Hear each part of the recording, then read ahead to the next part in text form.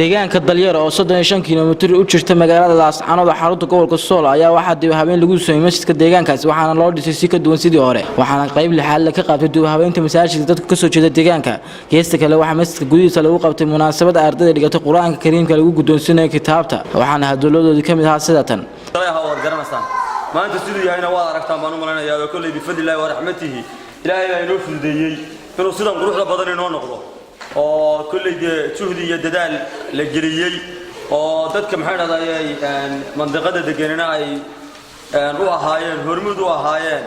annana kulli aanu kula shaqeynay oo aanu baalal idin la ahayn ayaa ilaahay fadliga inuu sidan quruxda badan uga dhiganay waad ogeydeenoo sidoo ahaa macagtiisa ahaata ama kurkiisa ahaatee maantana alxamdulillaah rabbil caalamiin de waxaad moodaa kulli masaajida caalamku weeyahay kulli waa intaas oo aynu garasii dhawaano waxqabadka bulshadu marba meel buu joogaado marba waxaan inagu waxaan waa baraarugi koobaad tuuladu intay shirto ama ay wax isu keenaan waa wixii koobaad oo midhahooda oo baan maanayaa soo baxa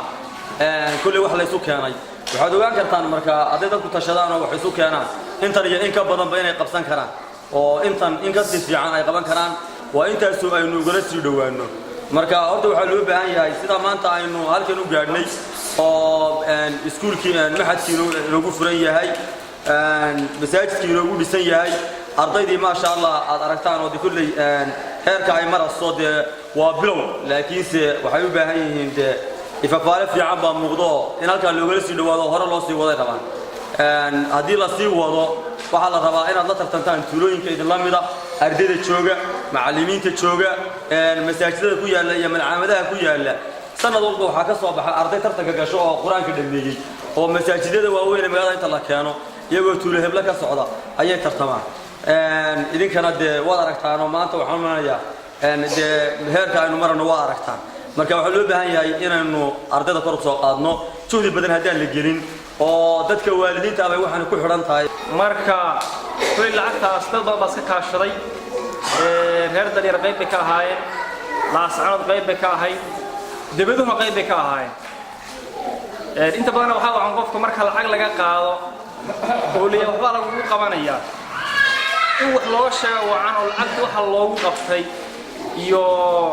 sheeg in loo sheego wacan marka